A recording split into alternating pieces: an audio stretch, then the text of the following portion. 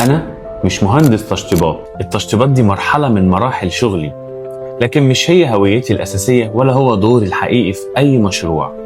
أنا ديزاينر، شغلي بيبدأ من قبل ما أي عامل ينزل الموقع ومن قبل ما أي مسمار يتدق في الحيط. أخلق كونسبت، فكرة، روح، هوية كاملة للمكان، أختار الخامات المناسبة والألوان والإضاءة والتفاصيل، وخد بالك بحمي العميل كمان إن هو يصرف فلوسه غلط. لما بنوصل لمرحلة التشطيب ده مجرد تنفيذ للخطة اللي أنا بكون بنيتها من أول يوم، بس دوري الحقيقي إن نحول مساحة فاضية لحلم. التشطيبات جزء من الشغل، لكن التصميم هو الأساس واللي بيميز شغلنا، وهو سبب إن المشاريع بتطلع دايما مختلفة وليها شخصية.